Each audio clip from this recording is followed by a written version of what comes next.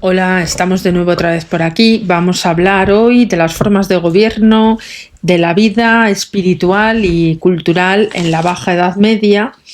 Este capítulo es un poquito largo, pero bueno, nos vamos acercando ya nos quedan como unos 8 o 9 capítulos antes de la llegada de los Trastámara al poder, que es importantísimo.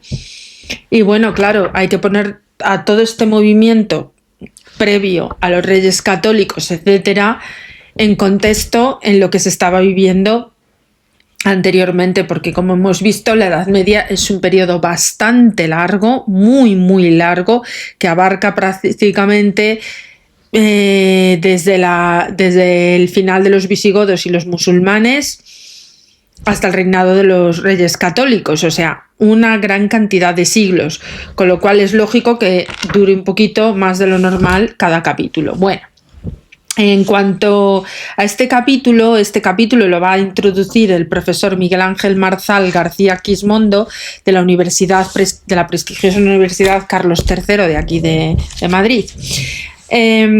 Este capítulo es complejo al abordar las manifestaciones dispares de un mismo fenómeno, que serían la proyección estructurada según el orden intrínsecamente lógico de un conjunto coherente de ideas en el entorno vivencial de la humanidad bajo medieval, ¿vale? Estamos ya en lo que es la Baja Edad Media, acordaros, o sea, la Alta Edad Media ya la dejamos con la época esta de los templarios, etcétera, etcétera, pero ahora nos aproximamos ya, estamos ya en lo que es la Baja Edad Media, empieza la decadencia de este periodo, ¿vale?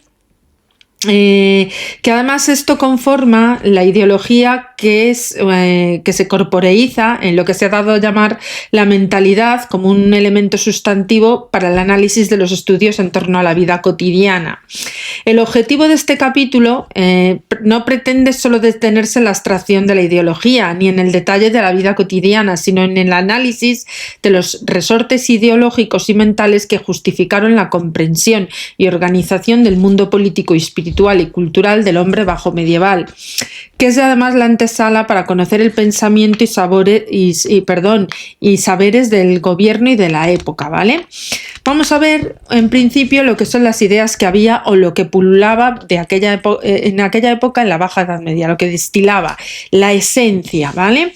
Existe un amplio consenso en torno al aserto en que desde el siglo VII la humanidad de la Europa occidental vivió bajo los parámetros ideológicos de un sistema social con evoluciones dismétricas y peculiares según los lugares y además en las épocas, en el mismo sentido que solo se comenzó transformándose en lo científico y técnico y filosófico durante el siglo XVII, que fue la Revolución Científica, y en lo político en el siglo XVIII, la Revolución Francesa, ¿vale?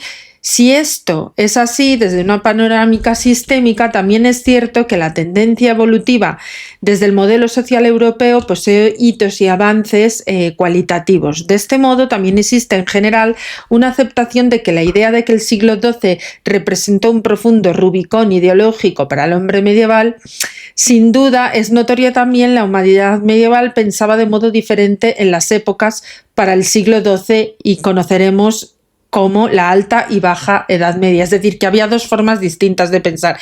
Ya hemos visto la superstición, la religiosidad, el sometimiento total al feudalismo, etcétera, etcétera, pero ya en la Baja Edad Media esto empieza a cambiar un poquito.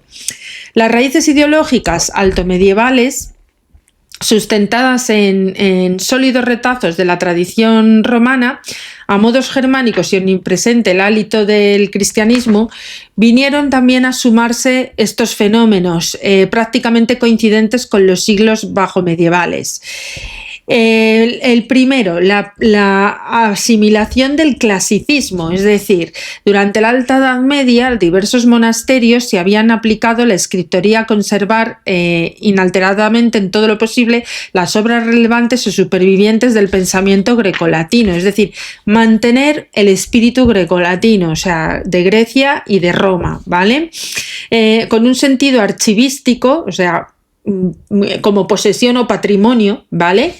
Y una conservación perdurable sin asimilación por por cuanto la cristiandad carecía de instrumentos conceptuales adecuados para cristianizar unos saberes sentidos como superiores y reputadamente peligrosos, ¿vale? Esta situación varió con notoriedad durante el siglo XII a causa de los rebrotes del Estado y a partir de lo que llamamos el robustecimiento de la monarquía. Acordaros que empezaron políticas para robustecer los monarcas, como por ejemplo hemos hablado anteriormente, Alfonso VII, Sancho III, creo. Bueno, que empezaron básicamente a hacer que el poder del monarca fuera superior al resto de los estamentos, ¿vale? El resurgir de las ciudades y el impulso del espacio urbano con estímulos además socioeconómicos, es decir, los mercados, etcétera, etcétera. A esto también hay que sumarle las corrientes intelectuales, al rusticalismo alto medieval junto a la fundación de órdenes mendicantes y las universidades destinadas ambas precisamente a cristianizar y aplicar los saberes del espíritu urbano. Este titánico esfuerzo por diseñar y organizar la evolución del Estado y la ciudad, el hombre medieval optó también por reverdecer los arquetipos del clasicismo, una civilización del principado, del dominado y de las urbes. No es de extrañar, pues, la intensa actividad de la presencia de la cristiandad en la traducción de saberes y orígenes orientales, además helenísticos, sumándose también a la intensa en centros de traducciones sicilianos y de la península ibérica, hasta originar un impresionante arsenal de conocimientos y de saberes fronterizos, ¿vale?, en cuya correcta comprensión fue imprescindible la colaboración intelectual también de los musulmanes y de los judíos. Es decir, que no podemos concebir el mundo cultural de la Edad Media sin tampoco incluir, por supuesto, a las grandes culturas que estuvieron en este país durante la etapa musulmana y judía. Es decir, convivían todos. Entonces, había que aprovechar los saberes de una cultura, de otra y apresarlos en patrimonio, ¿vale? Como decimos, en esta vez la cristiandad no tenía además la finalidad acumulativa, sino aplicativa de la razón, y además de la traducción era comprensible para la divulgación y selección necesaria para la consecución de los efectos tangibles.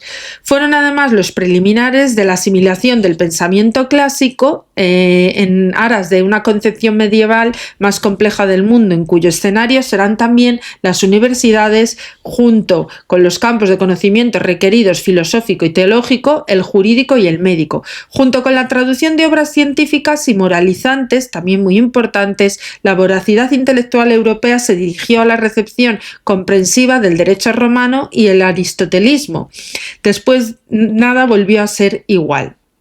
En derecho se reconocía la función ordenadora del papado y de la cristiandad. Se hizo además imprescindible un corpus sistemizador de las disposiciones pontificias del proyecto al que se encaminaron durante el siglo XII el Decretum Graciano. El Decretum Graciano es una de las ramas del derecho canónico de aquella época, y las ediciones de sus sucesivas compilaciones. Compilaciones son archivaciones, ¿vale? Sus versiones, ¿vale? O sea, que se recopilaban textos, todo lo que es una recopilación o compilación es una suma de datos, de documentos, de lo que fuere, ¿vale? Paralelamente a esta actividad urbana exigió la renovación del derecho civil y la recuperación de la parte jurídica de tradición jurídica romana, que además se remozó así el corpus justiniano, que apuntaló el poder regio como el otro pilar del orden sociopolítico que habría de tener riquísimas consecuencias. Renacía además el concepto de poder político público a través de la recuperación del concepto de res publica, según formularon los jurisperitos romanos, singularmente como Ulpiano, en una noción en cuyo seno germinó el concepto de soberanía. El derecho romano además proporcionó una personalidad política de primera instancia, de primera magnitud, al príncipe, que además manifestada en la majestas, ¿vale?, Maiestas viene de majestático, de majestad. El príncipe, en efecto, poseía la capacidad exclusiva de legislar y podía pronunciar la ley y actuar en poder absoluto fuera de la ley y positiva mediante el plenitudo potestatis. Un segundito, por favor. Es decir, el rey ahora actualmente no puede gobernar, ni puede dictar, ni puede hacer nada. Es una monarquía parlamentaria lo que tenemos ahora mismo. Es decir, las cortes son las que gobiernan. El rey simplemente es una personalidad, un representante de Estado, nada más. Pero en aquella época y durante muchísimos siglos, el rey tenía ese poder de gobernar lo que hoy es a la vez lo que hacen las cortes, ¿vale? En aquella época sí se podía hacer, ahora no. Es una diferencia súper notable, ¿vale? Y esto fue todo a raíz de la derrocación de los poderes absolutistas, recordad, de la Revolución Francesa, pero de eso ya hablaremos porque, por supuesto, la lista de los conocimientos y el rincón de la historia evidentemente no va a acabar en la Edad Media, seguiremos recabando etapas históricas, pero bueno, para dejarlo un poquito claro.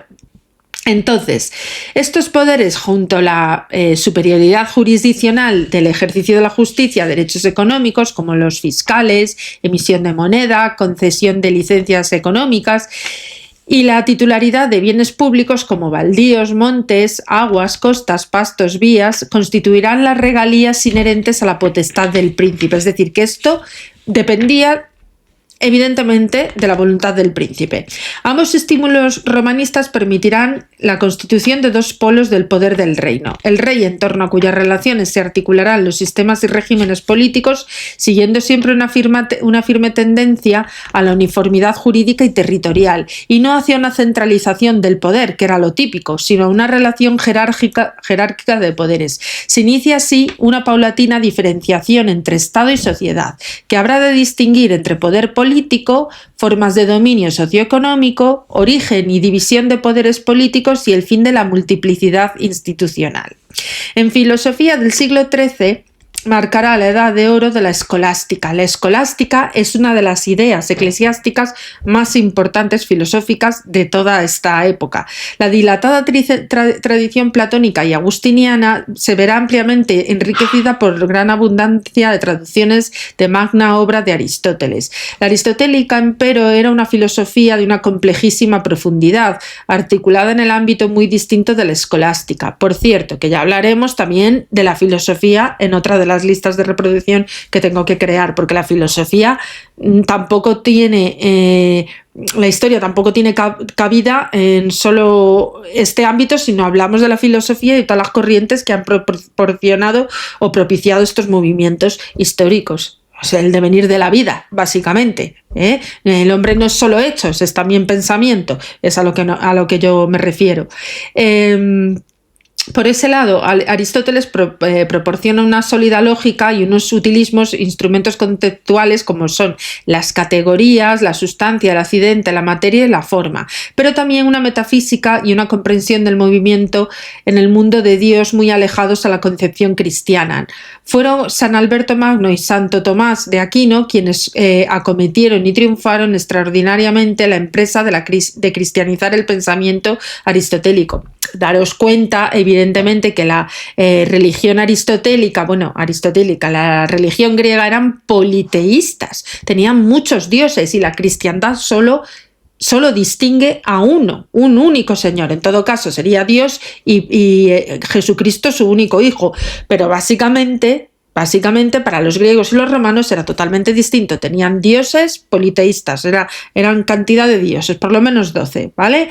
Esta es la gran diferencia, ¿vale? Entonces, para aglutinar el nuevo pensamiento, tienen que venir Santo Tomás de Aquino, toda la escolástica, para dinamitar toda esa pluriteología, ¿vale? Entonces, como estábamos diciendo, naturalmente el mundo de las ideas se vio sacudido esencialmente desde sus cimientos. Las cuestiones universales, concebidos simples términos significativos, no justificados por la vía de la causalidad, sino de experimental, socavó la coherencia de la escolástica y derivó en la formulación de dos corrientes filosóficas e ideológicas. La vía modernorum, base del nominalismo, frente a la vía antiquorum, base del realismo, y el crecimiento de la división ideológica cristiana en la reforma protestante y la pugna de los conceptos de orden político, luego enfrentados en la Guerra de los 100 años. Por supuesto, no nos vamos a olvidar de mencionar la Guerra de los 100 años, que precisamente sucede también en la Edad Media, pero que de eso ya hablaremos en unos capítulos aparte. Pero básicamente vienen por esa pugna, por la Revolución Protestante. Acordaros del Tribunal de la Santa Inquisición. En fin, la política de Aristóteles, por lo demás, sirvió para aceptar como las únicas formas de gobierno la monarquía, la aristocracia y la policía, con sus respectivas degeneraciones en tiranía, oligarquía y demagogia. En cuanto a la depresión del siglo XIV, el cataclismo demográfico que vivificó el paradigma fue la peste negra en 1348. Hombre, si hay un hecho corroborador de tal crisis, es la peste. Y teniendo en cuenta las mentalidades supersticiosas, pensaban que la peste era provocada por la falta de respeto a la cristiandad, etcétera, etcétera. Su primera y más tangible proyección fue el cinismo de las relaciones sociales, religiosas y políticas. En efecto, un acelerado laicismo precipitado por la magnitud de la depresión económica, hábitos y creencias que transformaron la inseguridad de los dogmas vigentes y el relativismo de unos códigos éticos sin apoyo doctrinal sólido. Esta depresión económica es tan intensa que el orden feudal será definitivamente superado por el orden señorial, que en Castilla además se hizo patente la sucesión de la nobleza vieja por una nueva nobleza. El señorío, en su sistema de vínculos y estructuras socioeconómicas, además, se llenarán de rigideces, arbitrariedades y opresiones propias de un sistema que además reduce la relación señor-siervo a un simple cómputo de rentas monetarias. Se desvanece además todo vestigio de orden patriarcal ante una dura imposición del dominio que desata las revueltas y además aniquila el orden social. Esa misma depresión obliga a la Iglesia a acumular beneficios eclesiásticos en una persona que no podría realizar cura de almas para todos sus feligreses y la emisión de las indulgencias, que además eran auténticas acciones sobre el paraíso. En estas circunstancias se desvanecía el control moral cristiano sobre las tradiciones paganas no erradicadas e incluso se desvanecía el dogma sobre la vigencia de unos sacramentos relativizados en su efectividad religiosa. La conversión de alto número de inmisericordes señores no favoreció. La eclosión de hábitos paganizantes y un clima profano, como la literatura lo acusó, el fenómeno del laicismo se impregnó de ideología bajomedieval, como por ejemplo el uso del reloj en la propia Iglesia, que desterró la organización del tiempo al ritmo de los ritos religiosos, y el tiempo en el que el orden celestial dejó de ser un modelo para el orden social terrenal y multiplicó los movimientos heréticos que derivaban inmediatamente en revueltas sociales. Es decir, se empezarán a vivir momentos convulsos en toda la sociedad debido a que los grandes preceptos van cayendo sistemáticamente. En este contexto tuvo una importantísima proyección el mundo de las ideas. No solo advenía de una nueva nobleza que transformará la concepción de la organización política, sino que además de la crisis de la Iglesia, que era evidente además por el cisma de Oriente tan famoso, que propulsará o promulgará, como digamos de alguna manera, el conciliarismo con una amplia repercusión en el pensamiento político y la doctrina de la sana et melior pars de Marsilio de Padua, frente al orden jerárquico estatuido de las relaciones del poder.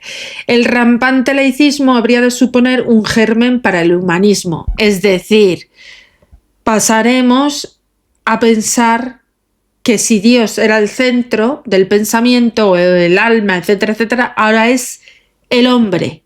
El hombre va a ser el que va a ocupar el centro del universo. Cuidado, esto es lo más potente que podría surgir en esta época y por lo cual ha habido tantas guerras, tanta represión y tanta inquisición, porque arrebatar los argumentos a la Iglesia Católica era muy fuerte en aquella época. ¿Entendemos? Entonces, bueno, el pensamiento condicionado por este ambiente de crisis y una creciente beligerancia entre las vías de Antiquorum y Modernorum, pronto repetitivamente asumidas por dominicos y franciscanos, se inició una radical transformación. El nominalismo oxfordiano y franciscano, impulsado por Guillermo de Ockham, se distanció de la lógica aristotélica, abanderada por un atomismo, por decirlo de alguna manera, dominio de los sorboneses, cerrado además a su defensa de la unidad de la forma sustancial, del alma espiritual. El principio de la individualización, por llamarlo de alguna manera, que es la materia, y la creación desde la materia, desde la eternidad y la dependencia del entendimiento intelectual a partir de esta percepción sensible en que predomina el entendimiento sobre la voluntad, con la radical diferencia entre el mundo inmanente y trascendente. El preminalismo del cambio sustituyó además estos planteamientos esenciales o existencialistas por otros de naturaleza existencialista positiva y fenoménica. Es decir, desplazando objetivos filosóficos, lo que era hacia una ciencia empírica y un método inductivo y planteamientos que habría de exagerar el estoicismo, con una mayor incidencia de un empirismo y preeminencia de la voluntad sobre el entendimiento, causa de la desconfianza de la razón. Es decir, que se empiezan a ver los primeros vestigios del empirismo. Un empirismo, el empirismo que es la demostración mediante métodos de ensayo, error, etcétera, del conocimiento. Gracias a este empirismo, la ciencia más precaria es como empezamos a desmontar argumentos que nos habían dado por sentados, sobre todo en aquella época. En cuanto al siguiente punto que va a fomentar estos movimientos convulsos, aparte de la asimilación del clasicismo, es la aristocratización del siglo XV.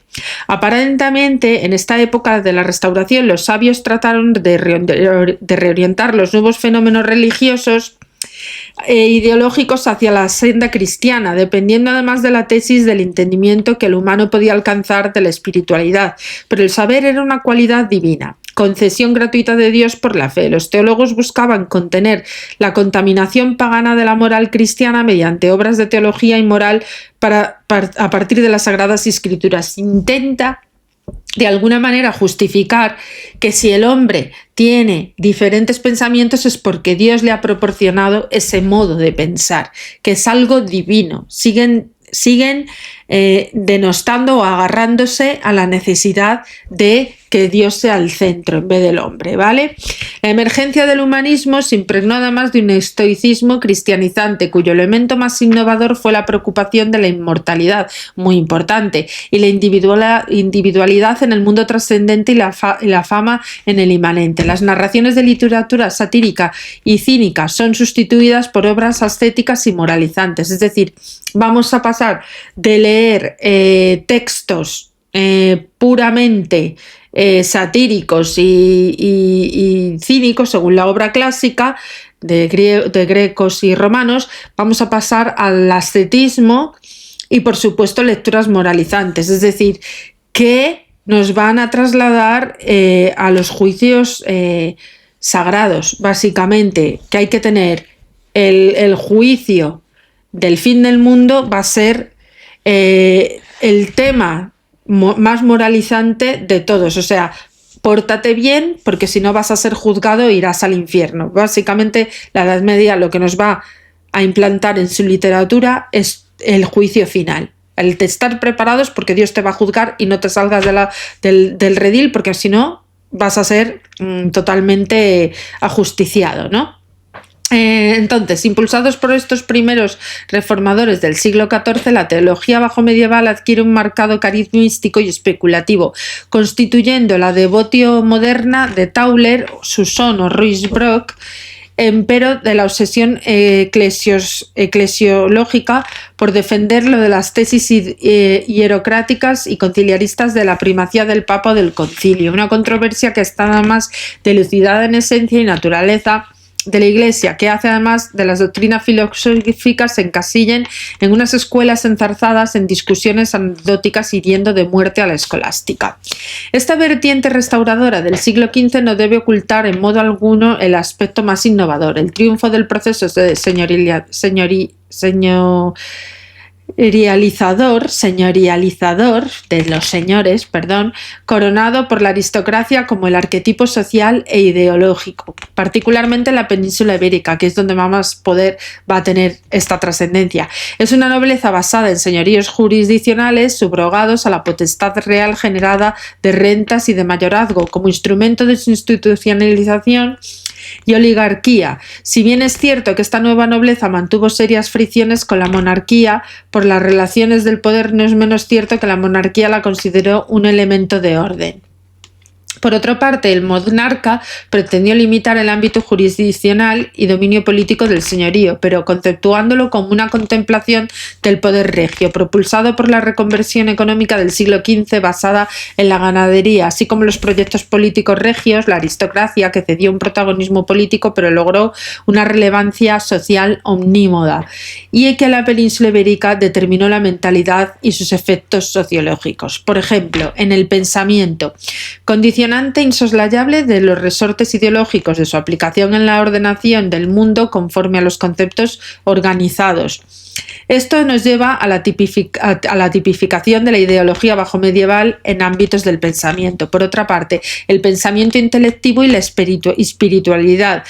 Si hasta mediados del siglo XIV los reinos hispánicos actuaron como laboratorios de los saberes de la frontera para la cristiandad, así como el escenario de una inmisericordia rivalidad intelectual y espiritual con los pensamientos hebreo y musulmán, el siguiente periodo, aún aquejado por un claro provincianismo, muestra un pensamiento hispánico mucho más activo en la cristiandad y en el mundo de las ideas.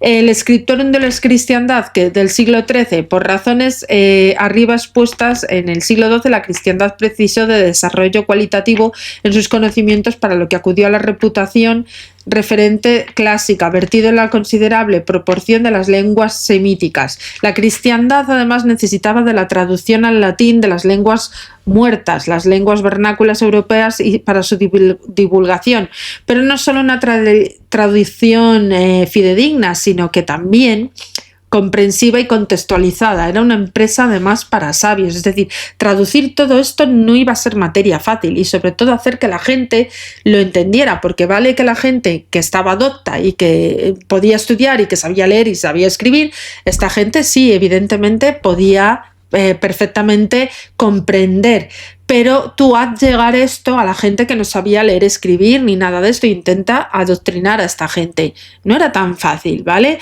Naturalmente el esfuerzo de la traducción e interpretación buscó como escenario aquellos lugares donde hubiese un contagio ágil suficientemente entre cristianos, judíos y musulmanes. Los del reino hispánico se convirtieron en el ámbito idóneo para este cometido, porque si bien no es acertada la idea de considerar las sociedades tripartitas de las tres religiones al constituirlas por judíos, musulmanes, microsociedades dependientes directamente del rey, la proximidad aseguraba una transversalidad comunicativa del conocimiento. Esto explica además el protagonismo de los monarcas en el movimiento traductor. Daros cuenta que Alfonso X el Sabio fue uno de los grandes reyes que promovió la cultura absolutamente. Puedo decir y puedo hablar también de Felipe II, pero Felipe II ya es muy posterior, pero básicamente para que lo tengamos en mente, ha sido uno de los reyes de la Edad Media de los que más cultura ha aportado a nuestra península, y un legado histórico incontestable, ¿vale? De otro lado, la actividad de las comunidades en movimiento traductor no fue idéntica. Los cristianos actuaron como disciplinados intérpretes de los musulmanes, como divulgadores de los saberes ya integrados en el desarrollo cultural, mientras que los judíos fueron grandes comunicadores por su conocimiento profundo de las lenguas de cristianos, musulmanes y su permeabilidad para el paso de fronteras. Al menos desde el siglo XII, pues los reinos hispánicos aceptaban la conversión en escritoría de la cristiandad, según se atestiguan las noticias sobre la escuela de traductores toledana, como por ejemplo de Jiménez de Rada, y no cabe duda que la victoria de las Navas de Tolosa en 1212 tuvo resultados muchos más fuertes, y también en lo cultural. La relación cultural de la cristiandad con los judíos y musulmanes en la península ibérica varió profundamente a partir de la acción de estos dos motores. Primero, la política cultural de las monarquías hispánicas y después las órdenes mendicantes, ¿vale? La ocupación por gran parte del Valle del Guadalquivir por Fernando III el Santo otorgó la iniciativa a Castilla, animando al ejemplo de la forma isidoriana, ¿vale? ¿Os acordáis? San Isidoro de Sevilla. El rey santo proporcionó un esfuerzo traductor enciclopédico dirigido a la traducción inconclusa de la etimología isidoriana, pero que también la versión del romance del Liber Judicorum. Al amparo regio proporcionó también la dinámica propicia del movimiento traductor, de tal modo que la imitación de la dilatada tradición literaria sapiencial del Próximo Oriente e India eclosionaron obras moralizantes destinadas a la formación del príncipe, como el libro de los 12 sabios. Alfonso X, sin embargo, será el gran animador, como hemos dicho, de un gran movimiento que llegará a adquirir un carácter de una escuela de traductores alfonsí. Si bien el rey sabio sostuvo el esfuerzo enciclopédico paterno, sobre todo en el ámbito del derecho, también pronto decidió actuar como compilador espiritual cristiano, definido en las Cánticas de Santa María. Importantísimas. Estas fueron los primeros escritos encontrados en lengua cristiana, ¿vale? El registro de una piedad popular. Muy pronto el monarca escribió una estrecha colaboración de traductores, científicos y judíos y musulmanes aplicados en la literatura medieval y científica, especialmente la astrología y la astronomía. Una pléyade de autores cristianos también acuden en cambio a la divulgación de la magna obra aristotélica, como Germán el Alemán, Pedro Gallego, y entre sus traducciones la del Liber de Animalibus y Regitiva Domus, o de Álvaro de Oviedo, con la traducción interpretativa de Aristóteles, como la de Averroes de Substantia Orbis, ¿vale? Evidentemente se traduce a Aristóteles, ¿vale? En este sentido eran muy útiles los traductores judíos, porque de la admirable adaptación aristotélica al judaísmo por Maimónides, y además se les encargó la traducción del romance de textos bíblicos en un intento de hacer más asequible su lectura. La poderosa acción cultural alfonsí generó una inercia que contaminó el reinado del sucesor Sancho IV, particularmente orientado a la moralizante, ¿vale? Así se entienden los castigos y documentos del Lucidario, que además, al estilo de los catecismos latinos, es el espejo de la espiritualidad cristiana. De este mismo espíritu animará a los cuentos del conde de Lucanor de don Juan Manuel, sobrino del pupilo de Sancho IV. Esta política cultural castellana tuvo un correlato en los estados catalano-aragoneses, y si bien por una producción extensa, durante el reinado de Jaime I fue visible la corriente moralizante y atestiguada por la libre saviesa, que será con Jaime II cuando la colaboración traductora de judíos y musulmanes se hizo más intensa y perceptible en Libre Paraules Edits dels Savis Filòsofs, del judío Yehuda Bonseyor. La colaboración traductora tuvo además sorprendentes efectos devastadores, coexistencia de lastres de culturas, especialmente con la judía. La cristiandad comenzó a sentirse mucho más segura con el dominio de los impresionantes instrumentos conceptuales aristotélicos, pero generaban también al mismo tiempo contradicciones de origen con los movimientos heréticos. Las reiteradas disposiciones pontificias para que los cristianos viviesen separados de otras minorías devinieron en sospechas respecto a las traducciones de textos bíblicos, pronto en abierta hostilidad bajo el patrocinio de los dominicos. La corriente mística y pietista de origen provenzal, que por entonces se adueñó de la cábala, compendiada por el Zohar, y estaba gestada en la península ibérica bajo el impulso de Mosés de León, que además, con la pretensión de hallar un sentido oculto y simbólico al judaísmo mediante especulaciones metafísicas y enseñanzas agnósticas, platónicas y aristotélicas. El fracaso de la controversia de Barcelona en 1263 y las disposiciones antijudías de las Cortes de Valladolid de 1293, así como la erosión de funcionarios judíos en las Cortes castellano-aragonesas, señalaron el fin de la cooperación traductora de la tolerancia religiosa. En cuanto a las órdenes mendicantes, muy importantes, ya hemos hablado, por supuesto, de las órdenes del temple, pues estas son iguales, ¿no? Nacidas para cristianizar el espacio urbano en un ámbito de la rusticidad inicial de la iglesia medieval, que había descuidado, no es de extrañar que estas órdenes cuidasen la formación intelectual de sus miembros, la tendencia que derivaría en fundación de escuelas y en sus provincias eclesiásticas de una vocación misionera entre judíos, musulmanes y paganos. Esta vocación además justifica el pronto arraigo de las órdenes mendicantes de la península ibérica. Tanto los dominios fue orden fundada por el castellano Domínguez Guzmán, como los franciscanos, el propio Francisco de Asís, que animó la orden con su presencia en la península ibérica. Empero, aun cuando la formación intelectual era más sólida, y los mendicantes hispanos se comportaron como receptores netos, con una escasísima producción teológica y filosófica. El punto de referencia básico de los mendicantes hispanos era la cima del saber de entonces, la Facultad de Teología de la Sorbona de París. Allí convirtieron el magistri de los catalanes Ferrer, Bernardo de Trilla, y iniciando también una inclinación al nominalismo y voluntarismo escotista, de los desacuerdos del tomismo aristotélico. Esta inclinación filosófica tendrá su máximo exponente en el portugués Pedro Hispano, conocedor del aristotelismo de París y de la ciencia arábica de Sicilia, y luego elegido Papa Juan XXI en el 1276, en su obra Samulae Logicales, exponía un rotundo razonamiento de desacuerdo con el racionalismo averroísta y el tomismo aristotélico.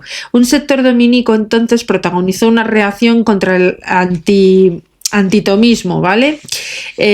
Lo que es máxime cuando se hizo patente que el tomismo se había cristianizado, presumiendo además de un pensamiento aristotélico.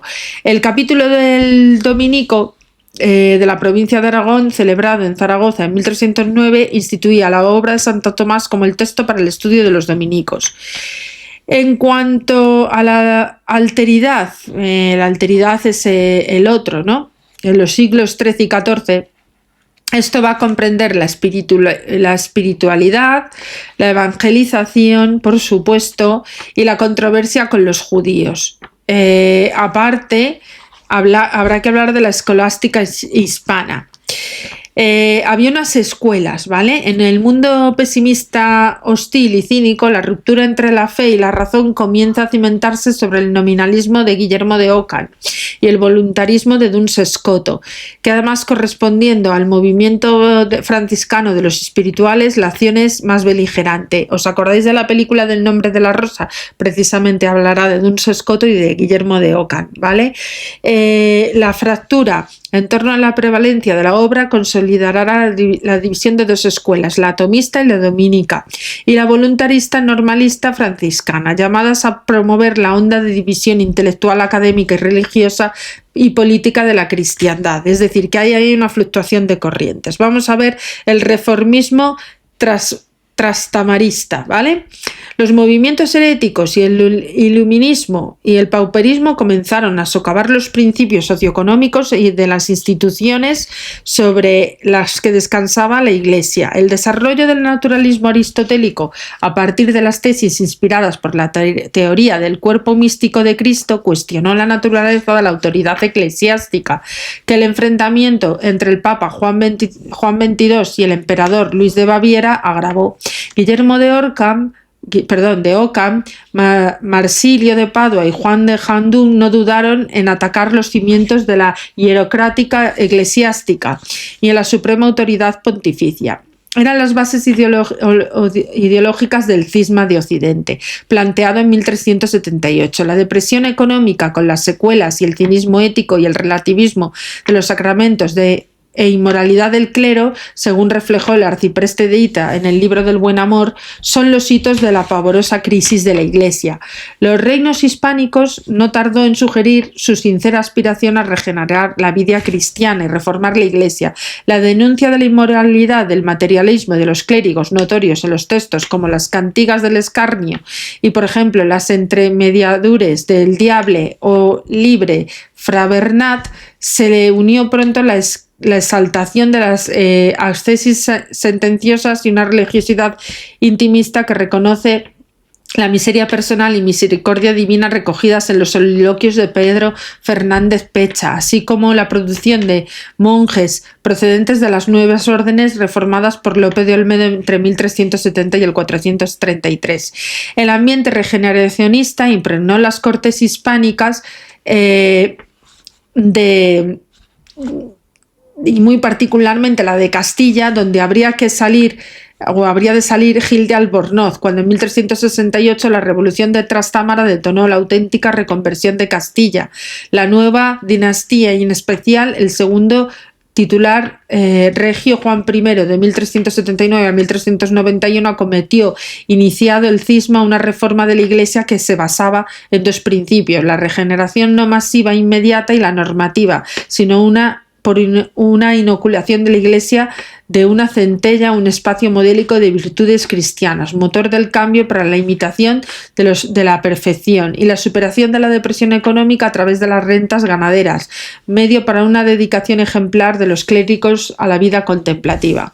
Agrupando el movimiento eremético apuntalado en Castilla, cuyo modelo se decantó hacia el de Jerónimo de 1373, se fundaba la Congregación de los Jerónimos bajo la regla de San Agustín. Sus principios, muy acordes a las ideas reformistas de Juan I, hicieron del monarca que el monarca les otorgase el monasterio de Santa María de Guadalupe en 1389, y en 1390 se unió la fundación al monasterio de Santa María del Paular, la primera casa de los cartujos de Castilla, y por último San Benito de Valladolid para los benedictinos observantes. Se impulsó así el reformador Juan I el contagio con la fuerza de otras órdenes religiosas a la muerte de este mismo monarca.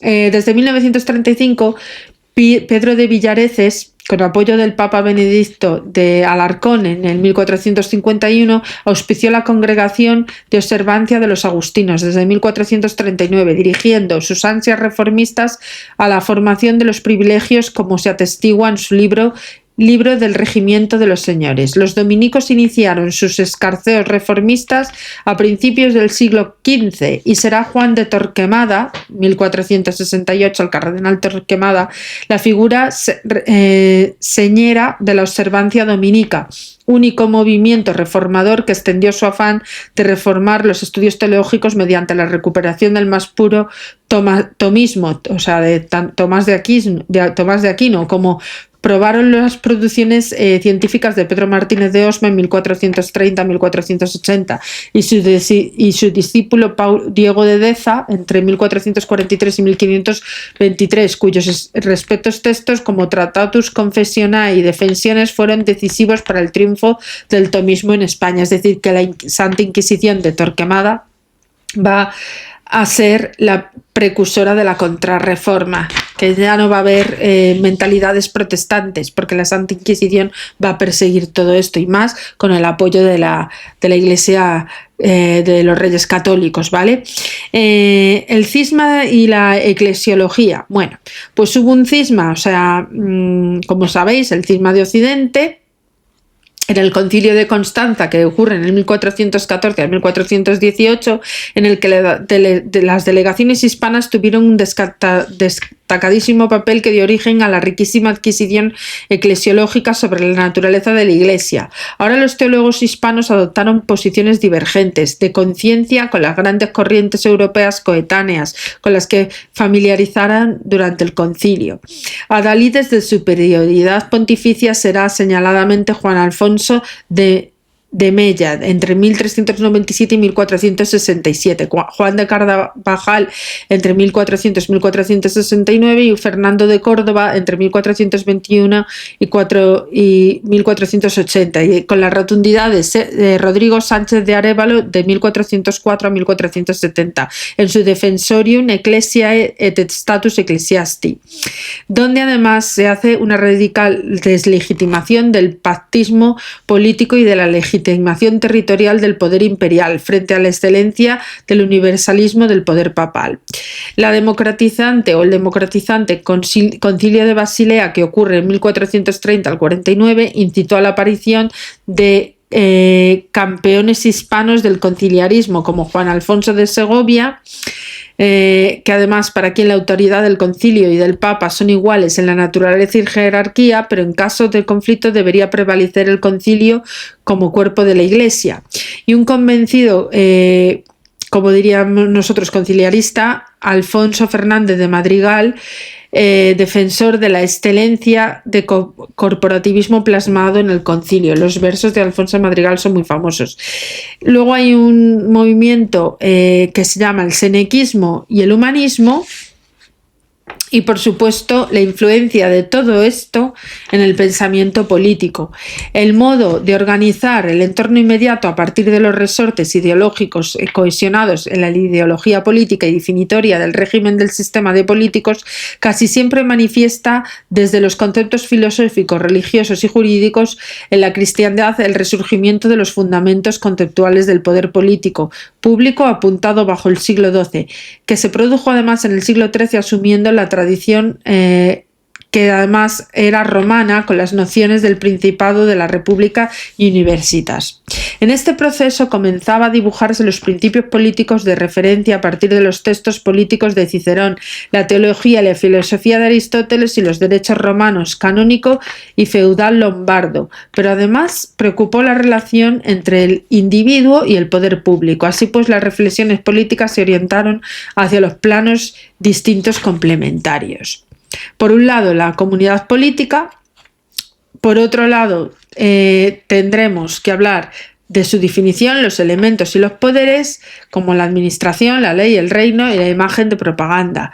Después, por otro lado, hablaremos de los saberes, que tendrán, por supuesto, mucha envergadura en este tema. Y bueno, pues para esto ya hablamos en el próximo capítulo, ¿vale? Que nos quedaremos aquí, la comunidad política, ¿vale? Pues como os digo, van a ser unos capítulos muy importantes para que veamos el devenir de todas estas corrientes filosóficas, cómo influyeron en nuestra corriente histórica y por supuesto el impacto que va a generar todo esto en las ideas reformistas y contrarreformistas allá en los periodos de los Reyes Católicos. Bueno, lo dejamos aquí por hoy, mañana continuaremos. Os agradezco que os sigáis suscribiendo, dado que veo que siguen desapareciéndome suscriptores. No entiendo nada, me aumentan las visitas, me bajan los suscriptores. Por favor, no dejéis de suscribiros, me gustaría seguir potenciando el canal para poder llegar a los 100.000 suscriptores. Estoy poniendo las traducciones tanto en inglés como en alemán para todo aquel que quiera, todo aquel estudiante extranjero que quiera recabar información y que la pueda obtener en su propio idioma. Y nada, pues agradeceros vuestra paciencia. No sé si voy a hacer vídeos animados esta vez, porque claro, en función de cómo vaya teniendo yo la disposición de mis días, ahora estoy algo liada con otras circunstancias personales, entonces a lo mejor no me da tiempo a hacer vídeos chulos y maravillosos, pero bueno, la historia es que en esencia lo que yo os estoy leyendo es esto, son las fuentes del saber y la verdad que nada cuestionable. Nada, agradeceros todo, por favor compartid, suscribiros y un besito. Hasta mañana.